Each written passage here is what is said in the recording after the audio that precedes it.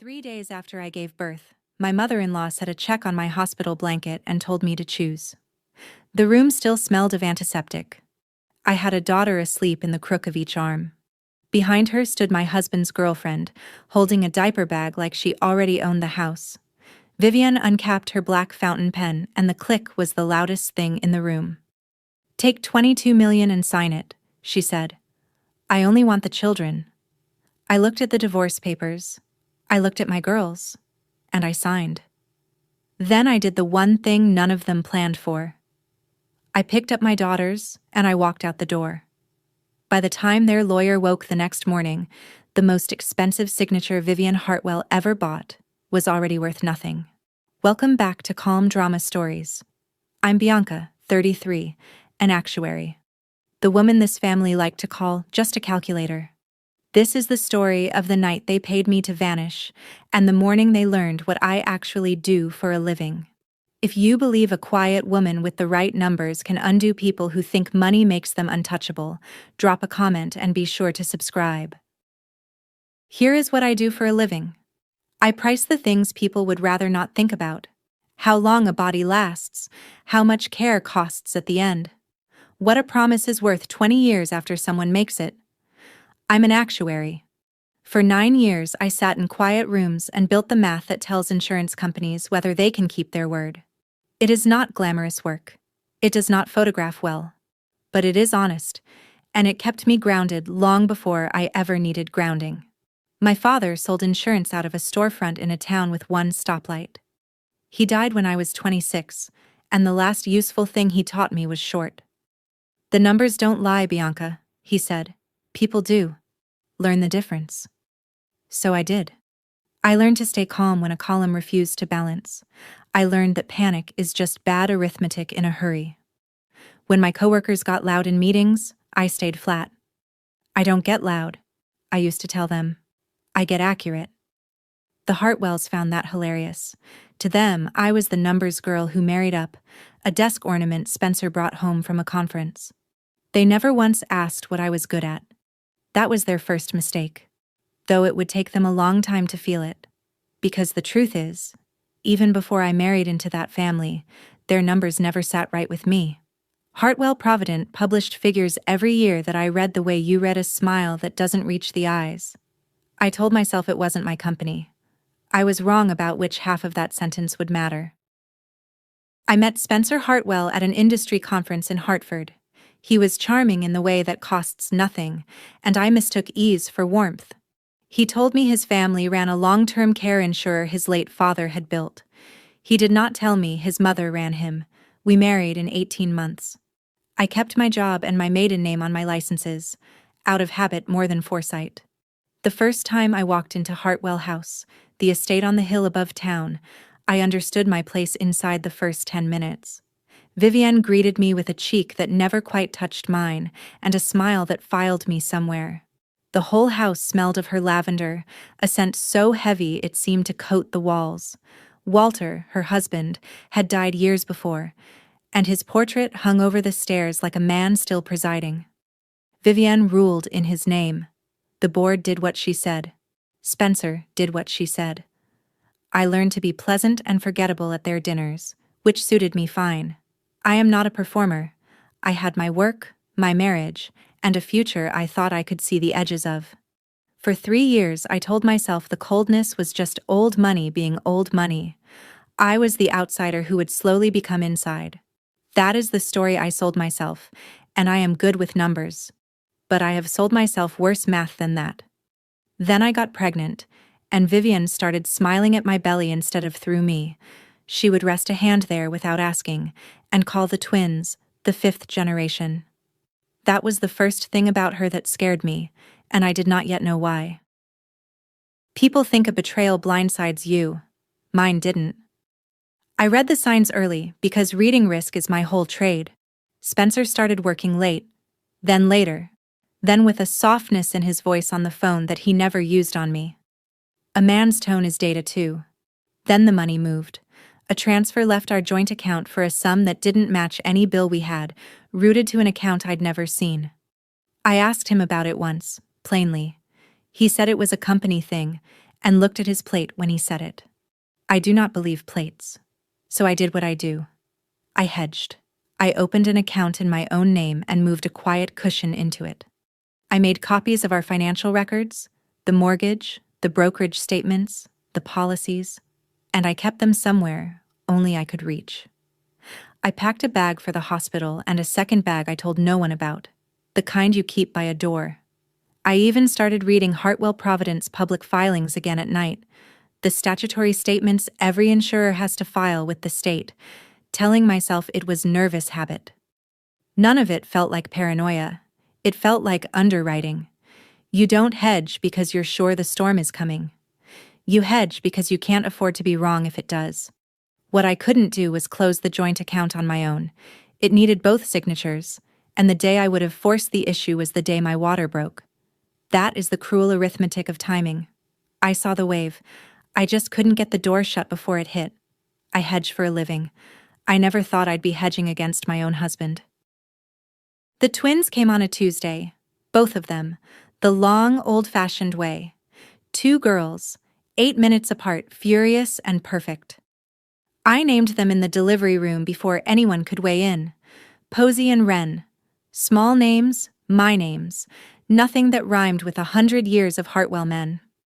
Spencer was in a meeting when my labor started and stuck in traffic when it ended. He arrived after, smelling faintly of someone else's perfume, and held them like they were on loan. The person who actually held my hand through it was Ruth Vandermeer. Ruth was my old mentor, a retired actuary who'd spent a stretch of her career inside a state regulator's office before she taught me everything that mattered. She drove an hour to sit with me and she did not leave. When the nurse asked for the names on the birth certificates, I gave my daughters my last name. Toomey, not Hartwell. It was a small, stubborn act of arithmetic, and I did it on instinct, the way you flinch before you understand why. Spencer didn't notice. Vivian wasn't there yet. For 3 days it was just me and 2 warm weights, 1 in each arm, the only honest accounting I had ever done. I memorized them, the way one fussed and one watched, the way they both quieted when I hummed off-key. I told myself the worst was behind me, that whatever was rotting in my marriage could be sorted later, with sleep and a lawyer and time. I am usually better at forecasting than that. Because 3 days in, with the antiseptic still sharp in the air and my body still wrecked and grateful, the smell of lavender walked into my room. And it wasn't alone. Vivienne came in first, then Spencer, then a woman I'd never met, then a man in a gray suit carrying a folder like a verdict. The woman was young and certain of herself, and she set a diaper bag on my chair as if claiming territory. "Bianca," Vivienne said, "this is Sloane." She said it the way you introduce a replacement. Sloane gave me a small, pitying smile. Spencer stared at the floor. The man in gray was Garrett Pruitt, the family's attorney, and he laid the folder on my tray table and opened it to a tab. Divorce papers, a settlement, and underneath, a relinquishment. Lines waiting for my signature to hand my daughters to their grandmother. Pruitt cleared his throat and called it a clean, generous, fully binding resolution. He said the word binding the way you'd describe a wall. Vivian sat on the edge of my bed without asking, uncapped her black fountain pen, and that click went straight through me. "You were never family, dear," she said, almost gently. "You were a line item." Sloane actually nodded. Vivian slid the check across the blanket. $22 million for 2 signatures. Cheapest thing I'll buy all year. She tapped the relinquishment. "Sign, and you're free and rich and gone. Don't, and my lawyers will spend a decade explaining to a judge why an actuary obsessed with money is unfit to raise Hartwell heirs." She let that sit. And in that pause I understood why 2 infants were worth $22 million to her, because it was never sentiment. Walter had tied the family trust to his own bloodline, control of the company, the chairmanship, the whole 100-year machine passed down through Hartwell heirs and whoever guided them while they were small. Spencer was a weak vessel, and the board knew it. But 2 healthy 5th-generation Hartwells, raised under her hand and her name, meant Vivian held the dynasty for another 20 years. $22 million to lock that down, and to get a sharp-eyed outsider out of the house for good. Was not generosity. It was a bargain, and she knew it. The lavender was everywhere. Posey stirred against my arm. I looked at Pruitt's confident folder and felt something old and cold settle in me, the feeling I get when a number is pretending to be something it's not. I had spent 9 years finding the cracks in walls that men like Pruitt swore were solid. He had just handed me his wall and dared me to lean on it. So I leaned. People always ask the same horrified question: how could you sign away your own children? I'll tell you, because the answer is the whole story. While Vivienne talked, my mind did what it always does under pressure. It ran the numbers, 3 of them. First, a paper signed on a hospital bed is not a court order. A real surrender of parental rights, in a state like ours, generally has to be made under oath before a judge who certifies on the record that you understood what you were giving up. Pruitt's folder had no judge in it. It had a fountain pen and a threat. Second, nobody can actually buy a child. Custody isn't a deed. A court decides who raises a child by one standard, the best interest of that child, and a checkbook does not get a vote. A judge speaks the last word, not Vivienne. Third, and simplest, I was their mother. There was no order anywhere telling me I couldn't walk out of a hospital with my own newborns. None. So the real math was easy. If I refused, they'd keep me tangled for years and outspend me until I broke. If I signed, I'd walk out with $22 million, 2 daughters, and a piece of paper they believed was a cage and I knew was confetti. I would take their money, take my girls, and dismantle them later on my terms, with the one tool they were too arrogant to fear. So I clicked her pen. I signed my married name, Bianca Hartwell, for the very last time. I wrote it slowly, so they'd relax. Then I capped the pen, set it down, and reached for my daughters. We're done here, I said. And we were. Just not the way they thought. There was no screaming exit. Drama is loud, and loud is for people without a plan. I waited until visiting hours thinned and the floor went quiet. The hospital had already cleared me to go home. My body was sore and slow, but my arms worked, and my daughters weighed almost nothing. I called Ruth. She was in the parking garage in 20 minutes, because I'd asked her that morning to stay close, another hedge I'd hated needing. I didn't drive. I couldn't. Not 3 days out, and I wasn't foolish enough to try. I buckled 2 car seats into Ruth's sedan with hands that barely shook, and we drove away from the hospital, away from Marrow, to a furnished apartment 2 towns over in Belhaven. I'd leased it a month earlier under my own name and told no one. The bag by the door was already there. On the ride, while Posey slept and Wren blinked at the streetlights, I drafted a letter in my head. Word for clean word. A formal notice, to be sent by registered mail at opening, revoking the relinquishment I'd signed under duress, demanding they cease treating it as valid. Quiet. Documented. Dated.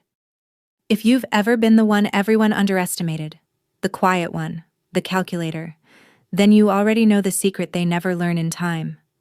The calm isn't surrender. It's a countdown. I wasn't running away from the Hartwells that night. People run from things they fear. I was repositioning, the way you move capital before a market turns, getting my daughters out of reach, so that when the floor dropped, it dropped on them and not on us. If you're rooting for 2 little girls and the mother nobody bothered to read, tell me in the comments and subscribe, because morning is where this turns. By morning, the panic was all on their side. I learned the shape of it later, from Spencer, who could never keep a secret when he was frightened.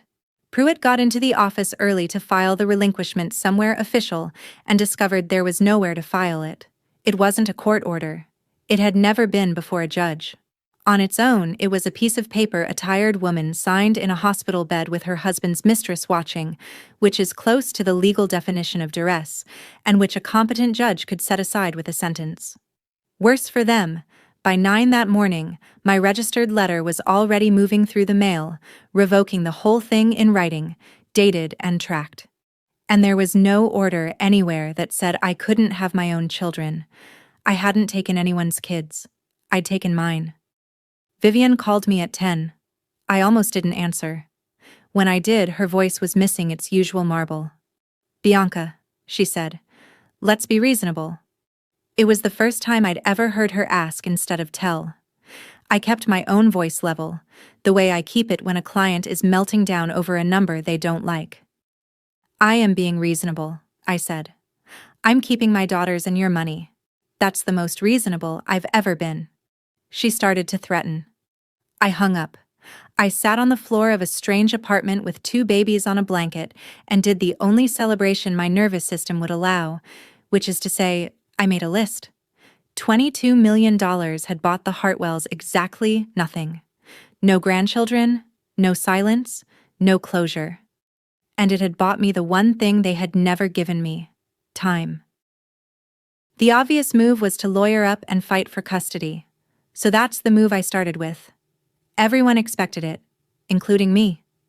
I found Maren Cole, a family attorney with a reputation for not blinking, and I laid it all out across her conference table while a sitter watched the girls in the next room. Cole read the relinquishment, then read it again, then set it down like it had a smell. "This was never enforceable," she said. "Signed under pressure, no judge, your husband's girlfriend in the room. I could get this thrown out with my eyes closed." I felt the first clean breath in days. Then she leaned back. "But hear me. They have 100 years of money. If they decide to make custody a war, they can drag it 3 years and spend more on motions than most people make in a decade. They'll hire someone to paint you as cold, obsessive, unstable. They'll lose, probably. Probably isn't the word a mother wants about her kids." She wasn't scaring me. She was respecting me enough to be honest. I asked the question I already half knew. "So I win slow and bleed the whole time?" Cole nodded. "Or you find a way to make them want this over more than you do." I drove back to Belhaven, turning that over. Win slowly, in their arena, on their fuel. I'm an actuary. I don't fight on the field that favors the house. I started doing different math. The girls had to be safe, yes. But safe didn't mean a courtroom. Safe meant the Hartwells couldn't afford a war in the first place. Cole said we could win. She also said it could take 3 years and every dollar I had. So I started asking a colder question instead. For a few weeks, I let myself enjoy the easy revenge, the affair. It was right there, almost gift-wrapped. Spencer and Sloane hadn't been careful. People in love with getting away with things rarely are. I had months of his distraction, a paper trail of charges to hotels and a jeweler, even a forwarded message thread a mutual acquaintance had sent me long before, sick of watching me get played. None of it was secret recordings or anything I'd be ashamed to show a judge. It was just the careless residue 2 selfish people leave behind. I could have blown it open. I could have sent it to the board, to Vivienne's church friends, to the country club where she liked to be admired. I imagined the satisfaction, and it was real, and it was warm, and it lasted about a weekend in my head before I saw the flaw. Humiliating Spencer would only humiliate Spencer. Vivienne would survive a scandal. She'd survived worse, and buried it under lavender. Sloane would cry prettily and land on her feet. And none of it, not 1 ounce of it, touched the actual thing that threatened my daughters, which was never the affair. It was the money. The Hartwell money was what let them imagine they could buy my children in a hospital room. The affair was a knife. I didn't need to cut Spencer. I needed to cut the thing that made all 3 of them feel untouchable. I put the affair file in a drawer. Not because I'm a saint, because exposing it would feel good for a weekend, and I wanted something that lasted a lifetime. The question stopped being, how do I shame my husband? It became something sharper. What, exactly, holds these people up? Here is the pivot that changed everything, and I want you to watch it happen, because it's the whole point. My daughters were not safe because I might win a custody case. They were safe only as long as the Hartwells lacked the power to grind me down. Power, for that family, had exactly one source. It wasn't Vivienne's will, or Pruitt's threats, or the portrait on the stairs. It was Hartwell Provident, the company, the river of money everything else floated on. Take the river away, and Vivienne was just a frightened old woman with a fountain pen. So I stopped looking at them as my in-laws. I started looking at their company the way I look at any company that hires me, as a balance sheet, as a set of promises measured against the money set aside to keep them. And the moment I put on that lens, the old itch came back, the one I'd had even before the wedding. Those public numbers that never sat right. I'd spent years dismissing it as not my problem, not my company, not my business. Now it was very much my business. I pulled out my copies of their statutory filings, the ones I'd half read at night when I was only nervous and not yet awake. I made a fresh pot of coffee. I put the girls down, and I started to read Hartwell Provident the way my father taught me to read everything, slowly, suspiciously, and from the bottom up. I stopped asking how to keep my daughters away from them. That was the wrong equation. I started asking what kept the Hartwells standing in the first place, because anything that holds a family that cruel upright is, by definition, the place to push. Let me explain what I saw, in plain words, because this is where they lost and never knew it. Hartwell Provident sold long-term care insurance. People pay premiums for decades so that when they're old and can't bathe or dress themselves, the company pays for their nursing care. To keep that promise, an insurer has to hold reserves, a mountain of money set aside today against the care it will owe tomorrow. The law requires it. Actuaries like me test it year after year to make sure the mountain is tall enough.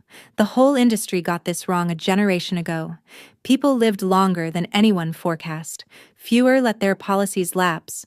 Care got expensive. Honest companies raised premiums or asked the state for relief or, in some cases, quietly failed. I knew all that. So when I read Hartwell's reserves against my own models, my stomach did the thing it does when a number is lying to me. Their reserves were too thin. Not a little thin. Thin like a man promising to feed 100 people from a single loaf and smiling while he says it. Their loss assumptions were rosy past the point of fantasy. Their lapse rates were numbers no real population produces. On paper, Hartwell Provident looked healthier and richer than almost any peer, and that was exactly the problem. Health like that isn't earned, it's manufactured. They were promising far more care than they had set aside the money to pay for, and reporting the gap as profit. That profit was the river. That river was Vivienne's power. That power was the threat to my girls. The numbers weren't wrong by accident. I've made honest errors, and they look different. Numbers don't get nervous. People do. And someone at Hartwell had been very nervous for a very long time. I needed proof I was right, and not just suspicious, and the proof was already in my own files. Among the financial records I'd copied before I ever left, things that were legally mine, was a folder of printouts from Spencer's home office, papers he'd brought home and left in our shared study. Most of it was noise. One page was not.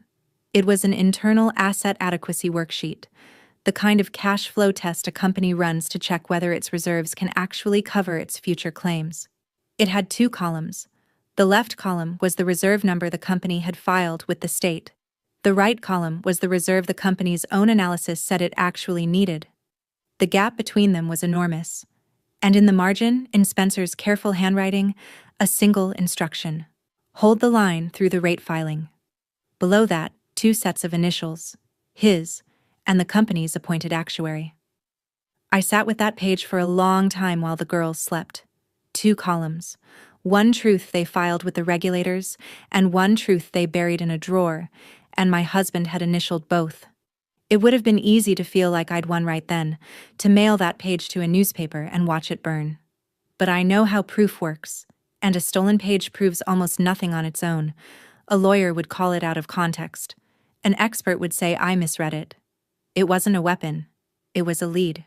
To make it real, I'd have to rebuild that gap myself, from the outside, using only the public filings any citizen can pull, the honest way, until my number stood on its own without that page. The page told me where the body was buried. It didn't dig. That part was mine. Something shifted in me that week, and I want to be honest about what it was, because it stopped being only about my marriage. When I first started digging, my anger was personal. They hurt me. I wanted to hurt back. But you cannot stare at a reserve shortfall that size and keep it personal. Behind those thin reserves were people, real ones, thousands of policyholders, most of them old, many of them women, who had paid Hartwell Provident every month for 30 years on a single faith, that the money would be there when their bodies failed them. Somewhere out there was a widow on a fixed income, writing a Hartwell check she could barely afford, trusting that when she could no longer bathe herself, the care would be paid for. Vivian had gambled that woman's care to make the family look richer than it was, to buy a bigger house and a longer shadow, and, when it suited her, a daughter-in-law's silence. That is the part I could not put back in the drawer. If you have ever been told to trust people who were quietly lying to you, who smiled while they did it, then you understand why this stopped being something I could let go. So my revenge grew up. It stopped being a knife aimed at one cheating man and became something colder and much larger, aimed at the lie itself. I wasn't going to expose an affair. I was going to expose a fraud, and I was going to do it through the exact machinery built to catch fraud, so that no amount of Hartwell money could call it a jealous woman's tantrum. This became about every signature those people had ever asked someone to trust. Stay with me and subscribe, because the reckoning is closer than they ever let themselves imagine. I needed someone who'd walked the path before me, so I went back to Ruth. We sat at her kitchen table with the girls in a playpen and my work spread between us, and I watched a retired regulator's eyes move down my pages. She was quiet for a long time. "You built this clean," she finally said, "but you're going to want to do the next part exactly right, or they'll bury you in process." Then she taught me the map. An actuary with a credible, documented concern about an insurer's solvency can bring it to the state insurance department. If the concern holds up, the commissioner can open a financial examination, send in examiners to demand the company's working papers, the same papers that page in my files came from. If the examination confirms the reserves are inadequate, the commissioner can petition a court to place the company under supervision. Conservation first, maybe, then rehabilitation, where the state takes the wheel to try to right the ship, and if it can't be righted, liquidation. She walked me through the timelines and the thresholds, what would trigger which step, and roughly when. She did not write a single line of my analysis. She didn't need to. That part was already mine. What she handed me was better than a weapon. She handed me a blueprint of the building, with the load-bearing wall marked in red. "Understand something," Ruth said, tapping my shortfall figure. "If you're right, you won't have to do anything to them. You'll just have to show the right people the truth, and the truth will do it." I looked at the number I'd rebuilt from the outside, the one that finally stood without that stolen page. It matched. Honest math and buried math, agreeing across a kitchen table. I knew then it was real. Then came the long part, the part nobody films, the weeks where revenge looks exactly like homework. I used some of the Hartwell money for the only thing it was good for, buying me the time and the tools to do this properly. I licensed the data I needed. I bought the industry tables. I rented a desk in a quiet office so I wasn't building a fraud case at a kitchen table with formula on my sleeve. And night after night, while Posey and Wren slept in the next room, I rebuilt Hartwell Provident's true reserve position from the ground up, using only what the public could see. Their filed statements. The standard actuarial guidelines every company in the country has to follow. The mortality and lapse studies the profession publishes. I didn't cut a corner. I couldn't, because I knew who would read it. I tested my assumptions, then tested them against harsher ones, then documented every single step the way you do when you expect a hostile expert to come at you with a flamethrower. The perfectionism that had made me lonely my whole life, the over-responsibility everyone teased me for, the inability to ever let a number be close enough, all of it stopped being a flaw. For the first time, it was exactly the right disease to have. When I finished, I had a reserve adequacy analysis that any regulator in the country could pick up and follow line by line. It said, in calm professional language, that Hartwell Provident was carrying a reserve shortfall in the hundreds of millions, and that its public solvency was, in plain English, a story. I built it so clean that even Hartwell's own appointed actuary, the man who'd initialed that page, wouldn't be able to stand up and call my work a guess. Because it wasn't. Spencer found me before I filed. I should have expected it. Cowards can smell a reckoning coming even when they can't name it. He showed up at the rented office one evening, looking older and softer than the man I'd married, and he tried 3 different men on me in 20 minutes. First the husband. He missed me, he said. He missed the girls. He'd made mistakes. I let that one die in the air. Then the negotiator. There was more on the table, he said, if I'd just sign something cleaner and move on. Another number. Bigger than the first. I almost laughed. Then, when neither worked, the last man showed up, the one Vivian had raised. You need to stop digging, Bianca, he said, quiet and ugly. Whatever you think you're doing, just stop. For your own good. And there it was. He hadn't said one word about custody. Not one. A man fighting for his children leads with his children. Spencer led with stop digging. He wasn't afraid of losing the twins. He was afraid of what I'd find with a number and a license, because his own initials were sitting on the bottom of a page he prayed I'd never understood. I'm not digging, I told him, which was almost true. I'm finishing. He stared at me, and for a second I saw real fear, and I felt nothing soft about it. He came to my office to buy my silence and left having confirmed, beyond any doubt, that my silence was worth buying. That told me 2 things. My number was right. And the man who could have stopped me, the one person inside who knew exactly how bad it was too frightened to do anything but beg. I almost felt sorry for him. Almost. Vivian came last, and she came differently than I expected, which is the only reason I'll grant her this one paragraph of being human. She didn't bring Pruitt. She came alone to a coffee shop in Belhaven, and for a few minutes, she wasn't a chairwoman at all. She was a widow.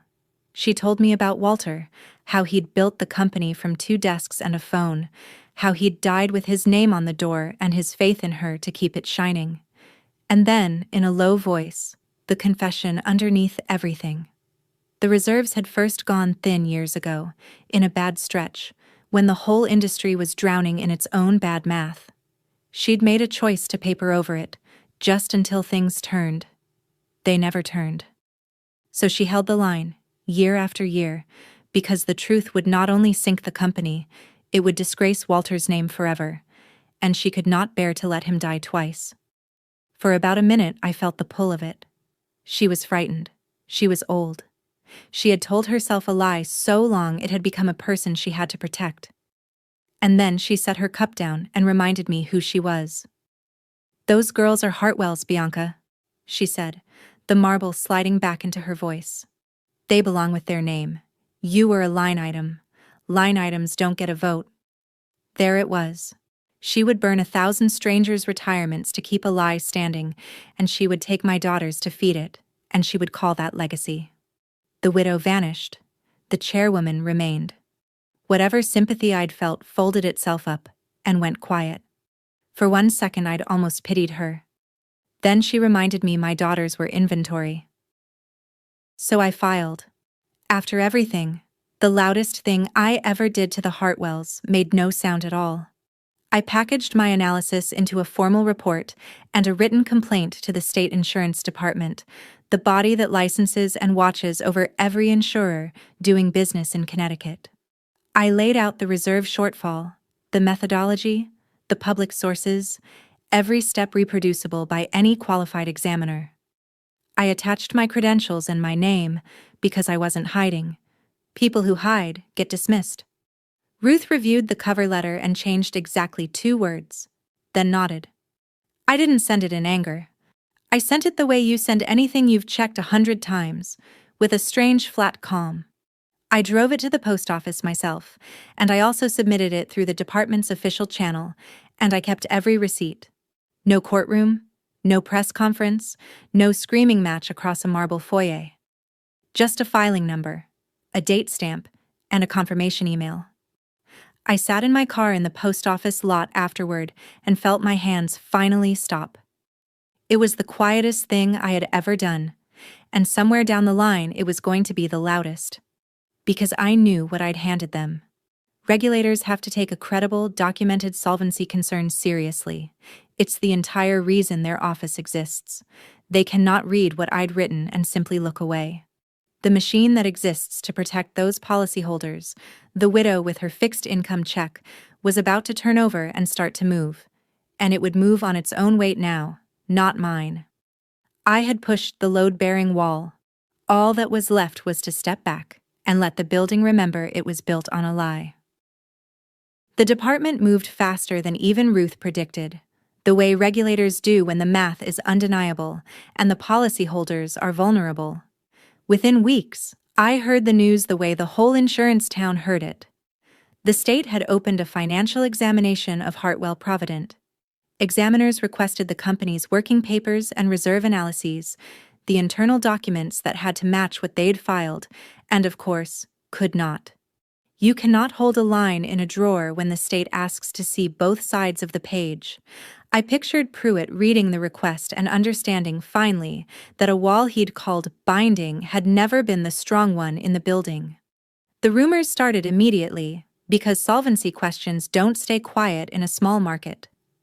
The company's value, all that manufactured health, began to shake. Spencer, I heard, stopped coming to the office. Vivienne tried to call the exam routine, a formality, nothing to worry about, but you don't reassure people who aren't yet afraid.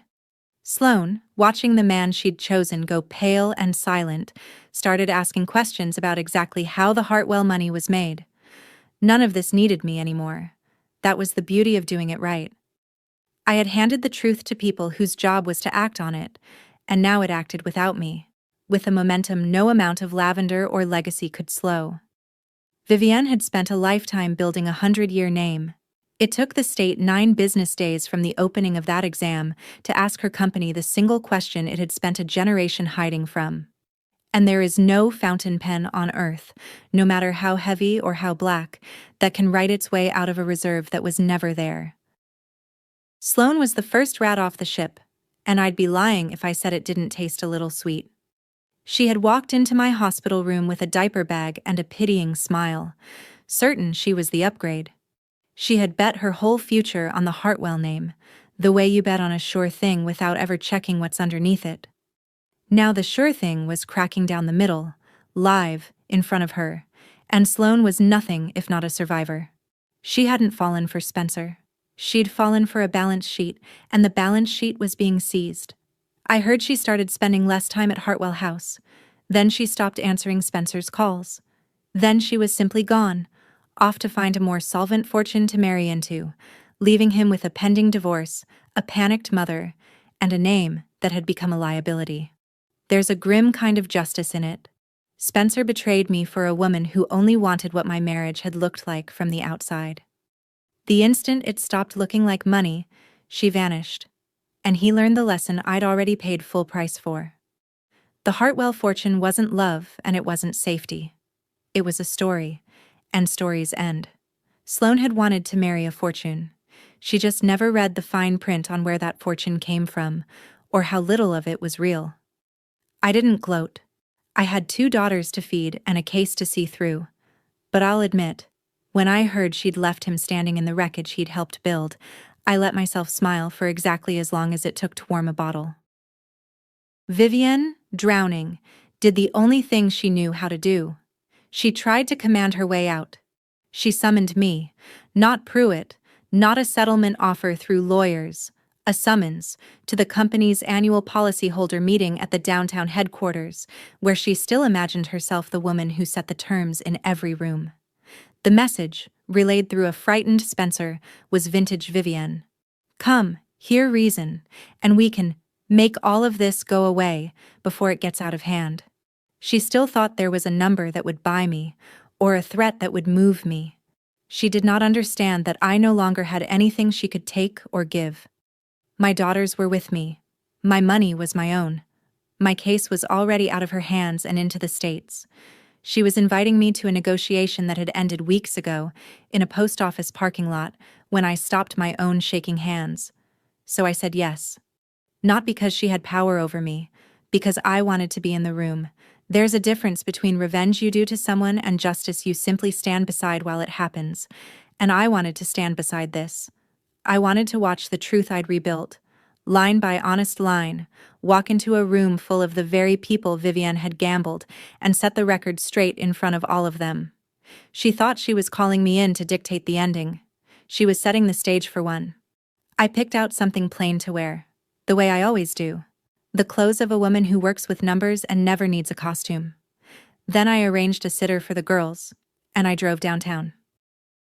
The meeting was held in the big ground floor hall at Hartwell Providence headquarters, the kind of room built to make people feel safe about their money. Rows of folding chairs, a small stage, a banner with the company's 100-year seal, and the people, the actual people, filling those chairs, mostly gray-haired. Many of them couples who'd held these policies since before I was born. A few leaned on canes. One woman near the front clutched a folder of her own statements like a life raft. These were the names behind the reserves, the widows and retirees Vivienne's lie had quietly endangered, and seeing them in the flesh made my resolve go very still and very cold. There was press, too, a couple of local reporters, because solvency rumors draw them like weather. Board members sat to the side, stiff, sensing something. And Vivienne, at the front, in her best armor, a string of pearls and that crushing cloud of lavender that reached me from 20 feet away. On the podium beside her notes lay her black fountain pen. She had dressed the whole room to look like strength. Every chair and banner arranged to say, "Nothing is wrong here." She caught my eye as I took a seat near the back, and she gave me a small, certain smile, the smile of a woman who believes she still controls the math of the room. I held her gaze and felt absolutely calm. She thought she'd built a stage for a performance of confidence. She had.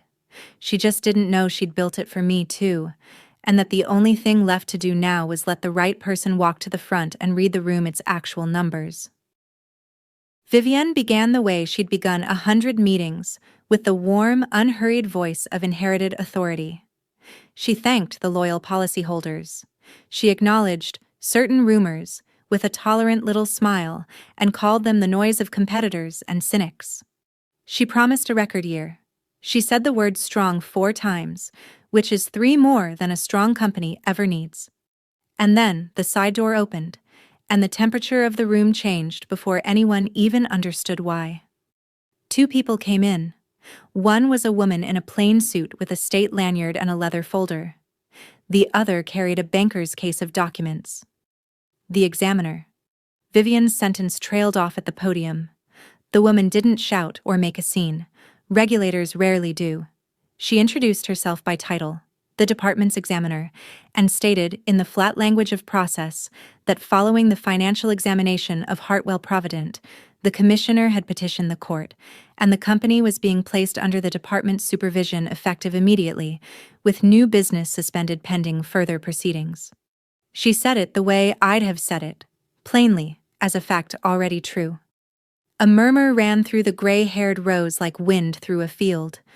The woman with the folder of statements pressed it harder to her chest. The board members went rigid. A reporter started writing fast, and Vivienne stood frozen at her own podium, the record year speech still half in her mouth, as the actual record arrived in a leather folder carried by a stranger. For one long beat, nobody moved. The 100-year seal hung on the banner above her head, gleaming, suddenly ironic. The strength she'd dressed the room in had no reserves underneath it, and now, at last, in front of everyone she'd lied to, the floor was giving way. Then Vivienne broke. And I want you to notice who stayed calm and who came apart, because that was the whole inversion I'd been building toward. She did not take it with grace. The marble cracked all at once. She gripped the podium and her voice climbed into something I'd never heard from her, shrill and furious, demanding to know who was behind this, calling it a conspiracy, a smear, the work of jealous people who wanted what the Hartwells had built. Her eyes found me at the back of the room, and she stopped pretending. You, she said, pointing across all those gray heads. This is her. My son's wife. A spiteful little... She snatched the fountain pen off the podium as if to sign something, to fight, to do anything, and her hand was shaking so badly the nib only smeared a wet black streak across the page and refused to write. The pen that had clicked so confidently over my hospital blanket couldn't make a single mark. I stood because the room deserved to see who was answering, and I walked to the front, unhurried, the way you walk when you have already won and only have to deliver it. The press turned. The policyholders turned.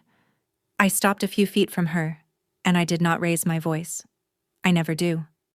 I told you, I said quietly, so the whole still room could hear. I don't get loud. I get accurate. Vivian's mouth worked. I went on, even and clear. You said I was never family, just a line item. You were right. So I read the whole ledger, and the line that doesn't balance is yours. Someone in the rows gasped. 22 million for 2 signatures, I said. You called it the cheapest thing you'd buy all year. It turned out to be the most expensive, because the only thing it bought was a motivated actuary with time on her hands. But the people I actually cared about in that room were never the Hartwells, and I turned my back on Vivian to prove it.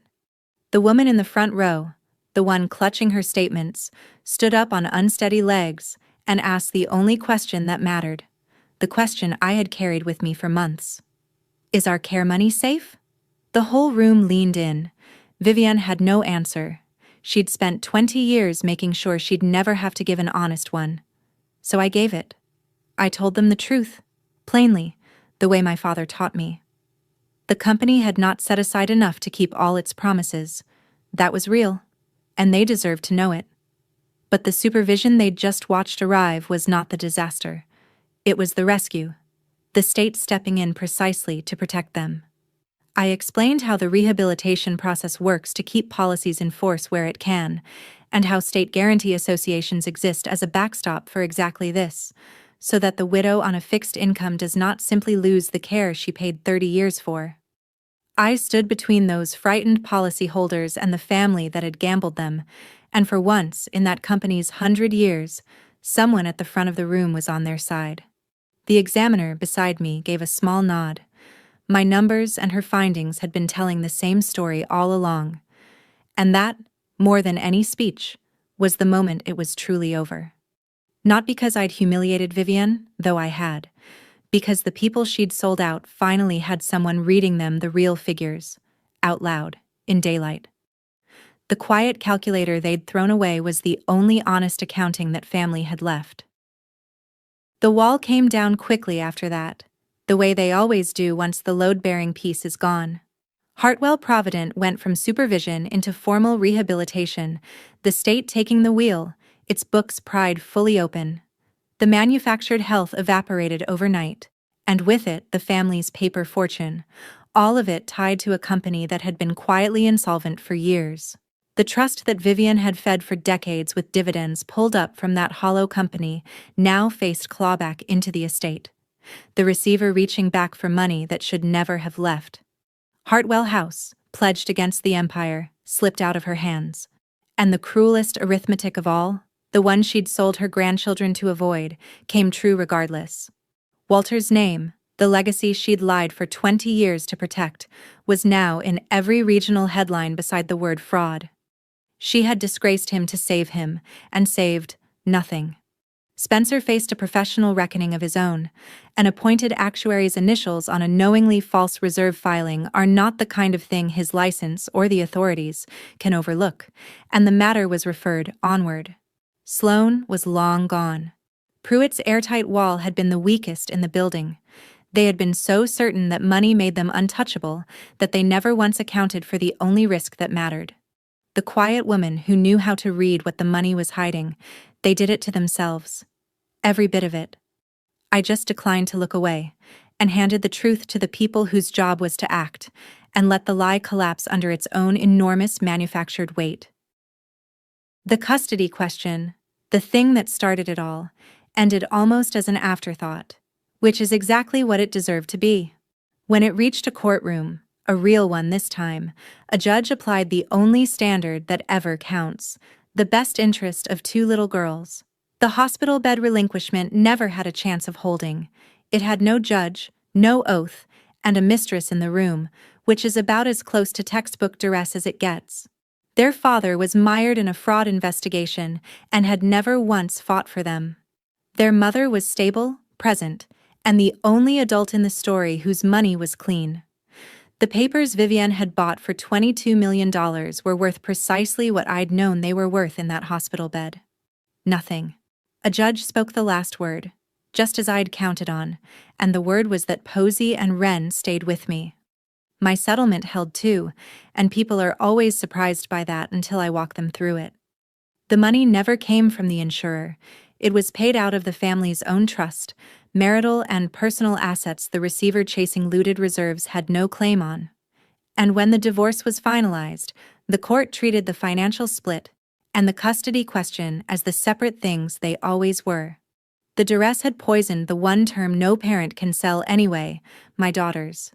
It did not poison a negotiated division of property that I chose, with open eyes, to affirm. A judge can sever the rotten term and enforce the rest, and that is what happened. I'd set aside a reserve against even the small risk, because I am who I am. I never had to touch it. And the strangest turn came last. The court-appointed receiver, untangling the wreckage, needed actuaries who understood Hartwell Provident from the inside out, and there was an obvious problem with hiring the woman who had filed the complaint. The receiver's counsel raised it before I could. So they did it the careful way.